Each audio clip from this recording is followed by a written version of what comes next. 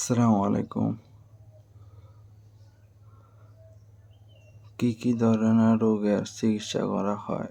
মাথা ব্যথা, ঘাড়ে ব্যথা, মাথা ঘোরা, ব্রেনের সমস্যা, মাথা ভারী লাগা, হাত পা, শরীর, মাথা, চোখ জ্বালা, বুক ধড়ফড় করা, চোখে ঝাপসা দেখা, অযথা ভয় পাওয়া, হাত পা, সারা শরীর কাঁপা, স্বামী স্ত্রী অমিলিত সেক্স এর সমস্যা, কম স্থায়িত্ব, দ্রুত ফলন, কম উত্তেজনা, ধাতু যাওয়ার পুরুষাঙ্গ সম্বন্ধে চিন্তা, ছোট চিকন বা পাকা ইত্যাদি। শিরার সমস্যা, গায়ে ব্যথা, মাজা ব্যথা, শরীরের বিভিন্ন স্থানে ব্যথা, শিরার সমস্যা, ঘাড়ে ব্যথা, মাজায় ব্যথা, শরীরের বিভিন্ন স্থানে ব্যথা, বিছানায় প্রস্রাব করা, ঘুমের মধ্যে হাঁটা, অতীত অঞ্চল, শিশু ব্যতিক্রম, অটিজম, লেখাপড়া অমনোযোগিতা, পিতামাতার অবৈধ হওয়া, ফিট হয়ে যাওয়া, খিঁচুনি, দাঁত লাগা, হাত পা ছেঁড়া, তুতলামি। পিতামাতা অবৈধ হওয়া, ফিট হয়ে যাওয়া, খিঁচুনি, দাঁত লাগা, দাঁত পা ছোড়া, তুতলামি। হাত পা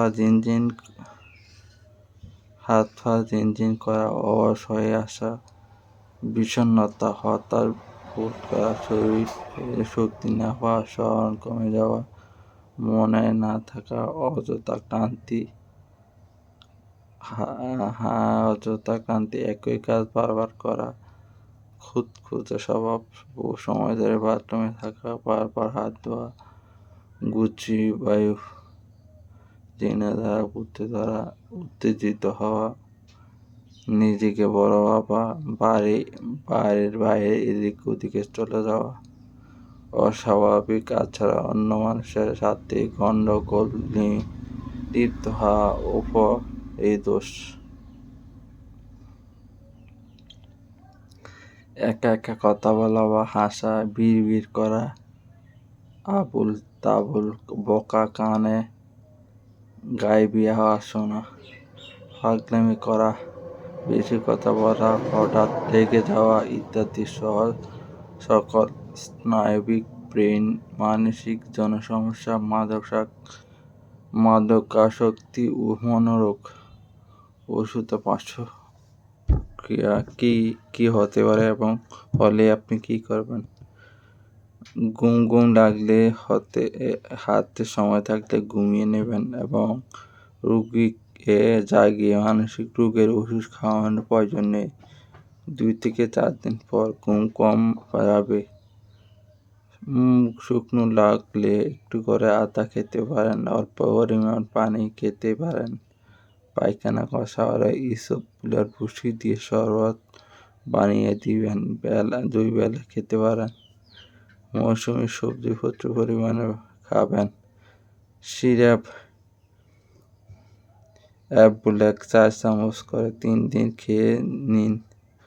বসা থেকে উঠলে মাথা ঘোরা বা চক্কর লাগলো, বসা থেকে উঠতে একটু ধীরে ধীরে উঠবেন। শোয়া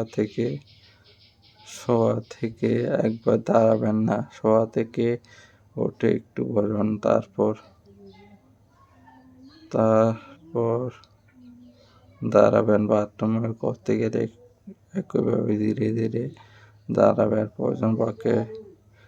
প্রয়োজন সাপেক্ষে ট্যাবলেট মিনিল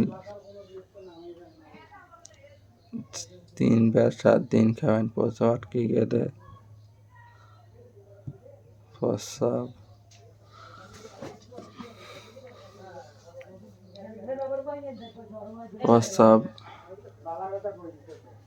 প্রস্রাব আটকে গেলে তলপটা একবার গরম ও একবার ঠান্ডা পানি সেঁক দিন। বাথরুমে গিয়ে পানির ট্যাপ ছেড়ে দিয়ে কিছুক্ষণ বসে তখন প্রস্রাব হয়ে যেতে পারে। এরপরে না হলে যে কোনো হাসপাতালে গিয়ে ক্যাথেটার করে নিতে হবে। মনে রাখবেন, প্রস্রাব কোনো কারণে আটকে গেলে ওই ওষুধগুলো বর্তমানে, এরপর না হলে যে কোনো হাসপাতালে গিয়ে গ্রেপ্তার করে নিতে হবে। মনে রাখবেন, প্রস্রাব কোনো কারণে আটকে গেলে ওই ওষুধগুলো বর্তমানে